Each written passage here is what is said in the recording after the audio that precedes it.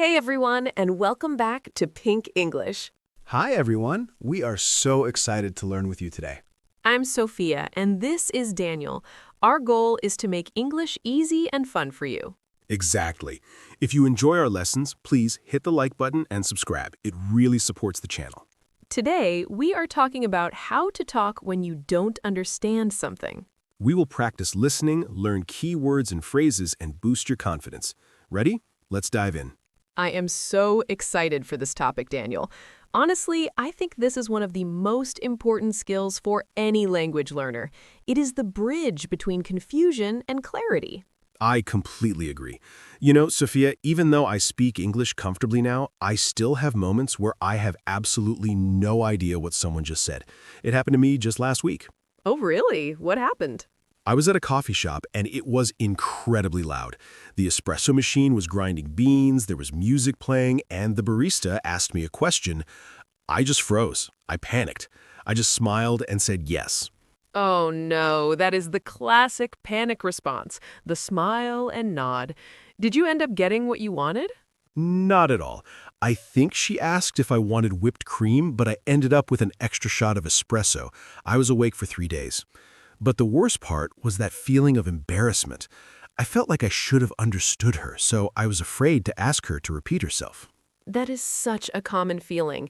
We call that language anxiety. It is the fear of looking foolish. But here's the secret, Daniel. Native speakers misunderstand each other all the time. If I'm in a loud bar, I probably say the word what about 10 times an hour. That makes me feel a lot better. It's not just about vocabulary, right? Sometimes it's the volume or the accent or just that someone is mumbling. Exactly. Mumbling is a great word. Let's teach that one right away because it is a common reason for not understanding. The word is mumble. How do we spell that? It's M-U-M-B-L-E. Mumble. And what does it mean exactly? To mumble means to speak quietly and in a way that is not clear, so that the words are difficult to understand. For example, you might say, the teenager tended to mumble when he was talking to his parents. I used to mumble a lot when I was nervous. So today isn't just about vocabulary, it's about strategy. We need to give our listeners the tools to stop the conversation, ask for clarification, and keep going without feeling embarrassed. Precisely. We are going to break this down into different levels. We'll start with the basics of how to be polite when you didn't hear anything, and then move to more advanced techniques where you check for specific details. That sounds perfect.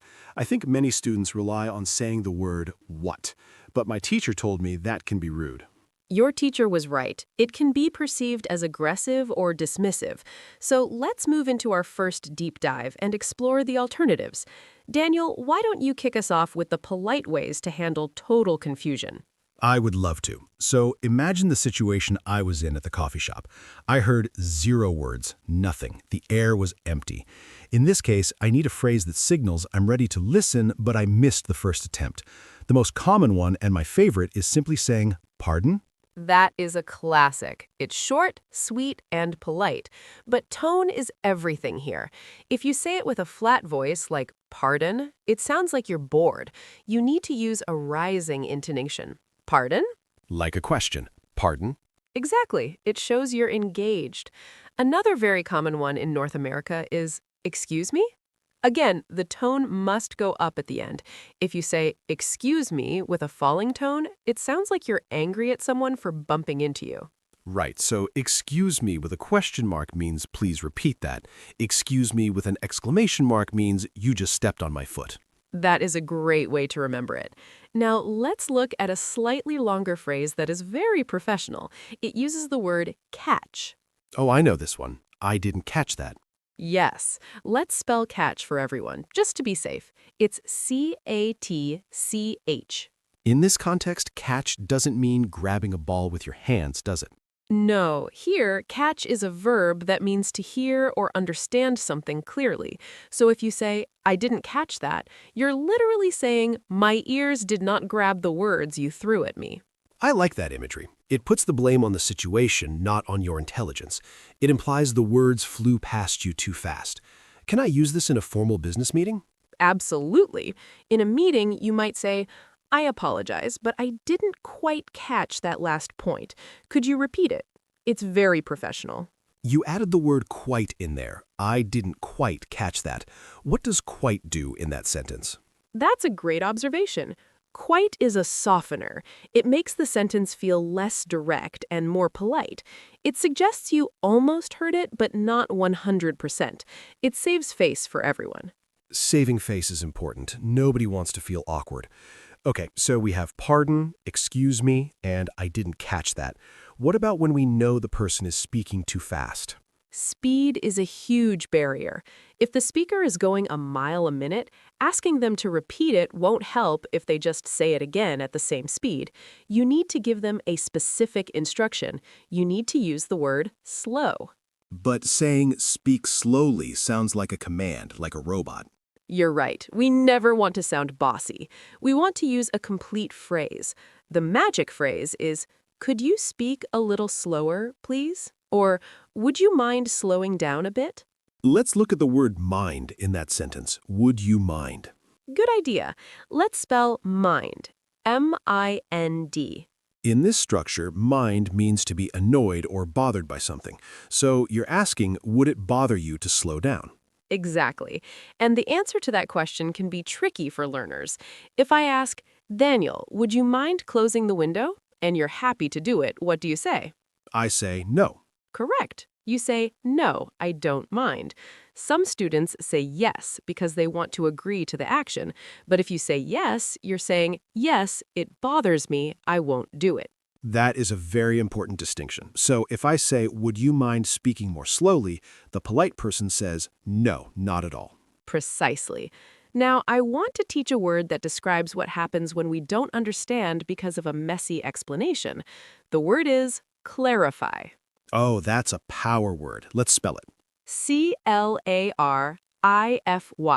Clarify. It looks like the word clear. It comes from the same root. To clarify means to make a statement or situation less confused and more clearly comprehensible. So if my boss gives me instructions that are all over the place, I can say, could you clarify what you mean by the deadline? Yes, that is much better than saying, "I don't understand." "I don't understand" focuses on your lack of knowledge. "Could you clarify" focuses on the need for more detail. It sounds proactive. Proactive is good. We always want to sound like active learners. I also hear people use the phrase, come again. Is that slang? It is informal, yes. Come again? It's very friendly. You would use it with friends or family. You probably shouldn't say "come again" to the CEO of your company unless you have a very close relationship. Got it. So for the CEO, we use could you clarify. For my best friend, I can use come again. Exactly. Context is key. Now, there's one more situation in this basic category. What if you just weren't listening? You mean like I was daydreaming about pizza? Yes, you were zoning out. It happens. In that case, honesty is often the best policy, but we can still be polite. You can say, "I am so sorry I missed that. I was distracted for a moment." I think people appreciate that honesty. It's better than pretending. I've pretended to understand before, and it always leads to disaster. Like the extra espresso shot. Exactly like the espresso shot. Okay, Sophia, I feel like we have covered the basics of total misunderstanding. But what happens when we understand half of the sentence, or we understand the words but not the meaning? That is the next level. That requires specific investigation. It's like being a detective. You have some clues, but you need to solve the puzzle. I love playing detective. Let's move on to how we handle partial understanding. Excellent. This is where your listening skills really grow. When you understand some parts but not others, you should never ask the person to repeat the whole thing. That is inefficient. Right. If someone tells me a long story about their weekend and I miss the name of the restaurant, I don't want them to tell the whole story again. I just want the name. Exactly. This technique is called isolation. You isolate the missing piece of information. The most common structure for this is, you said X, but I didn't catch Y. Can you give us an example of that in action? Sure. Imagine I say, we need to submit the quarterly report by next Tuesday at 5 p.m. to Mr. Henderson. Okay, let's say I heard the report part and the time, but I didn't hear the name of the person. So you would say, I got the deadline, but who do we need to submit it to? Who do we need to submit it to? That is very specific. It shows I was listening to the first part. Exactly. It validates the speaker. It proves you were paying attention. Another great phrase for this is, did you say? This is for verification, like, did you say Tuesday or Thursday? Yes. This is crucial for numbers, dates, and times. We call this verifying. Let's spell that. Verify. V-E-R-I-F-Y. To verify means to make sure or demonstrate that something is true, accurate, or justified. In conversation, it means checking your facts. I do this all the time with prices. Did you say 50 or 15? That is the classic problem. 50, 50, and 15, 15, sound so similar, especially on the phone. So a good strategy here is to repeat the number back to them with a check. You mean 15, right? Perfect. That's called echoing. You echo the information back to ensure accuracy. Now, let's talk about when you hear the word clearly, but you don't know the definition. This happens to me with slang or technical jargon. Someone says, we need to leverage our assets, and I'm thinking, what is leverage? In this case, you cannot say pardon because you heard the word. You need to ask for a definition. The phrase to use is, what does X mean in this context? What does leverage mean in this context? That is a good phrase. Or if you want to be even more natural, you can say, I'm not familiar with that word. Could you explain it? I'm not familiar with that word. I like that. It sounds very educated. It doesn't sound like I don't know. It sounds like I have not encountered this yet. It frames your lack of knowledge as a temporary state, not a permanent failure. Now, sometimes the problem isn't a specific word, but the person is using an idiom. Idioms are the hardest. If someone says, it's raining cats and dogs, and I look outside for animals falling from the sky. You will be very confused. If a phrase doesn't make literal sense to you, you can say, is that an expression? I haven't heard it before. Is that an expression? That is a great tool. It signals to the native speaker that they used an idiom, and they need to rephrase it simply. Rephrase is another keyword for us today. R-E-F-R-A-S-E. Rephrase. It means to express the same idea in a different way. Yes. Often when we don't understand, we don't need a repetition. We need a rephrasing. If the grammar was too complex, hearing it again won't help. We need simpler words. So I could say, could you rephrase that more simply? You could, but a softer way to say it is, could you put that in other words? Could you put that in other words? That flows very nicely. It is less academic. Now, Daniel, what if the problem is the accent? Oh, accents are tough. Sometimes I travel to a different region like Scotland or the southern US, and I struggle. I feel bad telling someone their accent is bad. You should never say your accent is bad. That's rude. Instead, you blame your own ears. You can say, I'm not used to this accent yet. Could you speak a little clearer? Or maybe I'm having a little trouble with the dialect. Dialect might be too technical for casual conversation. I would stick to, my English isn't perfect, so I'm struggling to follow the accent a little bit. Which is respectful and puts the onus on you. Most people will immediately try to speak more clearly. It comes back to honesty and politeness. Always.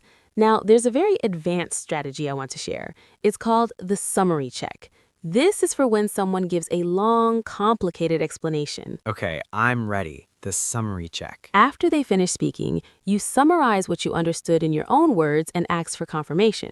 You start with, so, if I understand you correctly... So, if I understand you correctly, you want me to finish the report by Friday and email it to the team. Exactly. And then the other person can say, yes, exactly. Or, no, email it to the manager. This is a lifesaver at work. It prevents so many mistakes. It shows you're processing the information.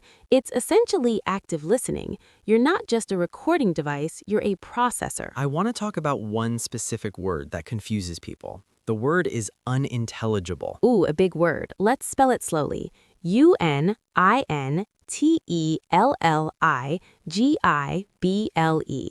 Unintelligible. That is a mouthful. What does it mean? It means impossible to understand, usually because of noise or bad audio quality. So if I'm on a Zoom call and the connection is bad, I can say, sorry, the audio is unintelligible. You can, or more commonly, you're breaking up. you're breaking up. That's the go-to phrase for bad phone connections. It doesn't mean you're ending a romantic relationship. No, please don't confuse those. We're breaking up is a tragedy. Your breaking up is a technical difficulty. That's a funny misunderstanding waiting to happen. Imagine telling your boss, I think we're breaking up. He might fire you, so context is everything. The signal is bad. You're breaking up. Okay, Sophia. We have covered basic polite interjections, specific verification, asking for definitions, and handling technical issues. I feel like we have a really solid foundation here. I agree. We have armed our listeners with a toolkit. They have the hammer for big problems, like pardon, and the screwdriver for small adjustments, like, did you say 50? I love the tool analogy, but I think the best way to really cement this knowledge is to see it in action. We need to simulate the real world. You're absolutely right. Theory is great, but practice is better. We need to show our listeners how these phrases sound in a natural, flowing conversation. And not just a perfect conversation. We need a messy one with noise, confusion, and fast talking. Challenge accepted. In the next part of our lesson, we're going to do exactly that. We're going to role-play 2 distinct scenarios. I'm ready to be confused. And I'm ready to explain things poorly. It's going to be fun. Let's get into the role-plays. That sounds great. I think role-playing is the best way to learn because it puts the pressure on. It forces you to think on your feet. So what is our first scenario going to be? For this first scenario, let's choose a setting that makes everyone nervous. The office, specifically a project meeting. Oh, the dreaded office meeting. That is perfect. There's always so much corporate slang and fast talking in those meetings. Exactly. So here's the setup. I'm going to be your project manager. We're discussing a new marketing campaign. I'm going to speak relatively fast and use some common business idioms. And my job is to stop you, ask for clarification, and make sure I understand my tasks. Precisely. Remember to use the tools we just discussed. Don't just smile and nod. Are you ready? I am ready. Let's do this. Okay, team, thanks for joining. We need to hit the ground running on the Q3 rollout. I need you to circle back with the design team by EOD, and let's try to get all our ducks in a row before the client sync on Friday. We really don't want to drop the ball on this one. Excuse me, Sophia? I am so sorry, but you are speaking a little too fast for me. Could you slow down just a bit? Oh, my apologies. I've had too much coffee today. I will slow down. I said we need to prepare for the Q3 rollout. Thank you. I appreciate that. You used a phrase there, hit the ground running. Is that an idiom? I'm not familiar with it. Yes, it is. It means we need to start the project quickly and energetically. We need to work hard immediately. Got it. Start quickly. And you also said I need to circle back with the design team. What does circle back mean in this context? It means to contact them again or follow up with them. Just check in with them. Okay, check in with the design team. And you mentioned a deadline. You said by EOD? Did you say EOD? Yes, exactly.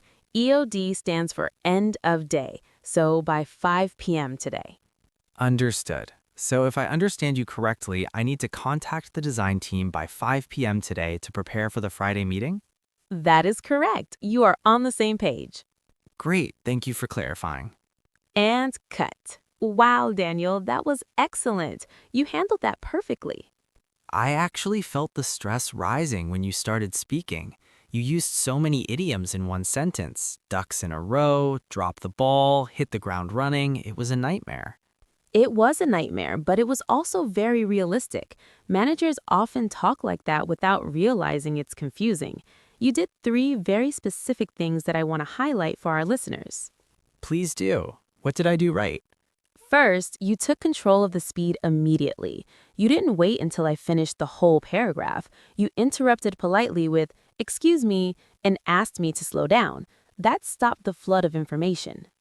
I felt like I had to. If I let you keep going, I would have been lost forever.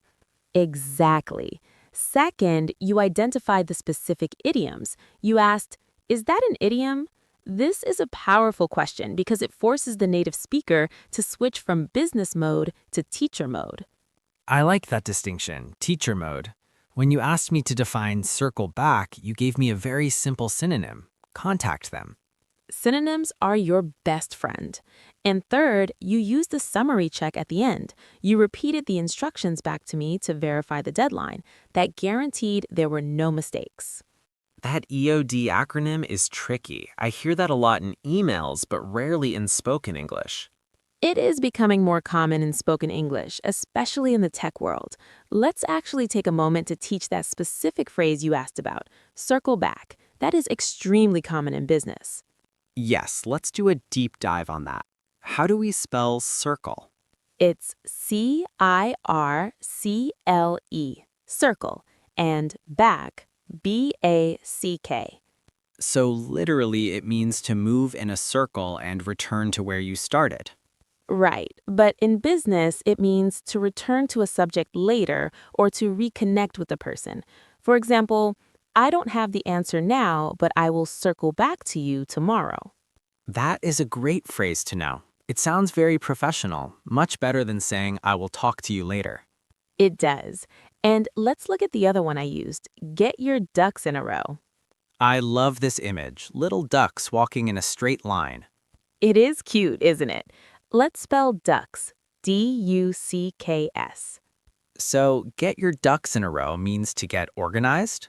Yes, it means to organize your tasks and schedule so that everything is ready and efficient. If your ducks are not in a row, you are disorganized and unprepared. So I could say before we start the road trip, we need to get our ducks in a row, meaning we need to pack the bags, check the gas, and get the map. Exactly. It's about preparation. Now, Daniel, in that role play, you were the employee. I think we should switch roles for the next one. I agree. I want to be the one giving the complicated instructions this time. Okay, what scenario should we do? We did business, so let's do something else where details are critical. How about a medical situation, like a pharmacy? Oh, that's a really good one. Pharmacies are high stakes. If you misunderstand the instructions, it can be dangerous for your health. You need to be 100% sure. Correct. So I will be the pharmacist. You are the patient coming to pick up a prescription. I'm going to give you some complex instructions about dosage and side effects. Okay, I'll act as a confused patient. I'll try to use different techniques this time, maybe the verification technique we talked about. Perfect. Let's jump into it. Hi, I'm here to pick up my medicine. Precise. Here you go. Now, this is a strong antibiotic. You need to take 1 tablet orally every 12 hours. It's crucial that you complete the full course even if you feel better. Also, this medication can cause some drowsiness, so avoid operating heavy machinery and do not take it on an empty stomach or you might experience some nausea. Do you have any questions? I'm sorry, could you hold on a second? You said a lot of things just now. Can we go through that one by one? Of course, no problem. Okay, you said every 12 hours. Does that mean twice a day, like once in the morning and once at night? Yes, exactly. For example, 8 a.m. and 8 p.m. is a good schedule. Okay, got it. 8 a.m. and 8 p.m. And then you used a word, drowsiness. I'm not familiar with that word. Could you explain what that means? Drowsiness means feeling sleepy or tired. You might feel like you want to take a nap. Ah, sleepy. Okay. And you mentioned something about my stomach. I didn't catch that part. I said do not take it on an empty stomach. That means you should eat some food before you swallow the pill. If you don't, you might feel sick. Okay, so eat food, then take the pill. And I need to take every single pill in the bottle, correct? Yes, finish the whole bottle. Okay, I think I've got it. Thank you. And cut. Great job, Sophia. You played the confused patient perfectly. That was actually scary. When you said operate heavy machinery, I panicked a little. That is a standard warning on medicine bottles in the US. It basically means don't drive a car. That is good to know. I liked this role play because it showed how to break down a long list of instructions. I didn't let you finish and then walk away. I stopped you and said, can we go through that one by one? That is a fantastic phrase. Can we go through that one by one? It forces the speaker to pause and separate the ideas. It turns a monologue into a checklist. Exactly. It makes the conversation manageable. And I also use the phrase, does that mean, to check my understanding. Does that mean twice a day? That is the translation technique. You translated my technical phrase every 12 hours into your own simple phrase, twice a day, and asked me to confirm.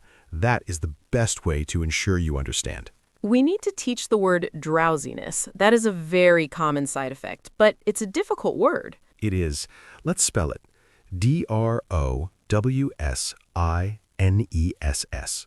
Drowsiness. It comes from the adjective drowsy, D-R-O-W-S-Y. It's different from just being tired. Tired can mean your body is exhausted from running.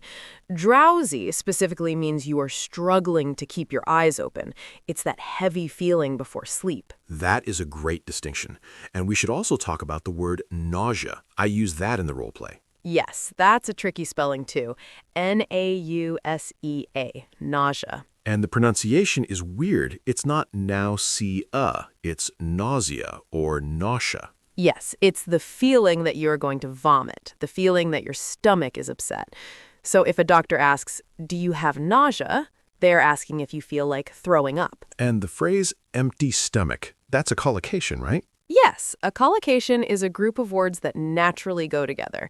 We don't say vacant stomach or blank stomach. We say empty stomach. And the opposite? The opposite would be on a full stomach, meaning after you have eaten a meal. These details are so important. In a medical situation, misunderstanding empty stomach could make you physically sick. So asking for clarification isn't just about language skills, it's about safety. Absolutely. Never be afraid to ask a doctor to repeat themselves. They want you to be healthy. They will not be annoyed. I think we have time for one more quick analysis from that scene. You used the phrase, I didn't catch that part again. It really is a versatile phrase. It is the Swiss Army knife of English phrases. You can use it in business, in a pharmacy, on a date, anywhere. It's polite, casual, and effective. I noticed you also wrote down the times in the role play. You said 8 a.m. and 8 p.m. Yes, writing things down is a huge help. If you're talking to someone and you don't understand, pull out your phone or notebook. You can even ask them to write it down for you. That's a great tip. Could you write that down for me? Or could you spell that? Asking someone to spell a key word is a secret weapon. If you hear a sound like nausea and you have no idea what it is, ask them to spell it. Then you can see the word in your mind or look it up later. I do that all the time with names. I'm sorry, how do you spell your name? It works for street names, medication, company names, everything. Okay, Sophia, we have covered the office and the pharmacy. I feel like we've tackled the serious stuff. But what about social situations? You mean parties, dinners, chatting with strangers? Exactly. The stakes are lower, but the social pressure is higher. You want to be cool. You don't want to be the person who keeps saying, what? That is true. Socializing requires a different kind of flow. You need to be smoother. You can't just stop the conversation to define a word every 5 seconds, or you kill the vibe. Kill the vibe. I love that slang. So in the next section, let's talk about the art of social guessing and how to handle confusion when you're just trying to make friends. That is a fascinating topic. Sometimes you don't actually need to understand every word to have a good conversation. Wait, really? You're saying it's okay to not understand? Sometimes. It's called listening for the gist, but we'll get into that in a moment. I'm intrigued. Listening without understanding everything sounds like magic. It's a little bit of magic. It's about confidence. Before we move on, I want to recap the 2 major phrases from our role plays. Could you clarify, and can we go through that one by one? Those are your power phrases. Memorize them. Write them down. Practice saying them in front of a mirror. Can we go through that one by one? It feels good to say. It feels authoritative. It does. It puts you in the driver's seat. You're controlling the pace of the information. Okay, Sophia, I think our listeners are ready for the social side of things. Let's talk about how to survive a loud dinner party or a chat in a bar. Let's do it. I remember one time I was at a party in London, and the music was so loud I just laughed at everything anyone said. Oh no, did that get you in trouble? Huge trouble. Someone told me their cat died, and I laughed. Daniel, that's terrible. I know, I felt awful. That's why we need this next section. I need to know how to handle that better. We will definitely cover the safe responses when you're not sure what was said. Please, save me from myself. We will. But first, let's briefly talk about the cultural aspect of admitting you don't understand. In some cultures, it's seen as rude to question a teacher or a superior. That's a very good point. In many places, you just say yes to show respect. But in English-speaking cultures, especially the US and UK, asking questions is often seen as a sign of intelligence, not weakness. Yes, if you ask a question, it shows you're engaged. It shows you care about the result. If you stay silent and make a mistake later, that's when people get annoyed. So the mindset shift is asking is smart, pretending is risky. Exactly. Asking is smart, pretending is risky. That should be the motto of this lesson. I'm going to tattoo that on my arm. Maybe just write it on a sticky note for now. Deal. Okay, are we ready to transition to the social etiquette and the cultural nuances? I think we are. Let's help our listeners become the life of the party, even when they miss a few words. Let's go. So here we are, the social jungle. This is where the textbook goes out the window. In a business meeting, accuracy is the most important thing. You need to know the deadline. But at a party, connection is the most important thing. Right. If I stop a girl at a bar every 3 words to ask for a definition, she is going to get bored very quickly. She doesn't want an English lesson, she wants a conversation. Exactly. So the strategy changes. You move from precision mode to gist mode. You just want to understand the general feeling. Is this a happy story? Is it a complaint? Is it a joke? And how do we figure that out if we don't understand the words? You become a mirror. We call this mirroring. You look at their face. If their eyebrows are up and they are smiling, you smile and say, "Wow, really?" If they look angry and are speaking fast, you frown and say, "Oh, that's annoying." So you are matching their energy. Yes, you are matching the emotion, not necessarily the content. This is a survival skill. It keeps the conversation flowing until you can catch a word you know. I do this all the time. I call it the safe responders list. I have a list of words that work in almost any situation. Oh, please share your list. What are your go-to words? My number 1 is, "Oh, I see." It is completely neutral. It works for good news and bad news. I just got a promotion. Oh, I see. I just lost my keys. Oh, I see. That is a safe bet. Another good one is, "That's interesting." That's interesting is dangerous, though. If someone says, "My dog is sick," and you say, "That's interesting," you sound like a psychopath. You are right. Scratch that. That's interesting is only for facts or stories, not for tragedies. Stick to, "Oh, really?" or "Wow." Wow is the king of safe words. It covers surprise, shock, happiness, and even sympathy if you say it slowly. Whoa. But Daniel, we have to talk about the danger zone, the 3-strike rule. I haven't heard of this rule. What is it? In Western culture, specifically in the US and UK, there's an unwritten rule about how many times you can ask "what?" before it becomes socially awkward. I think I know this feeling. 1 time is fine. 2 times is okay. 3 times is the limit. If you ask "pardon?" 3 times in a row, the other person starts to feel like it is their fault.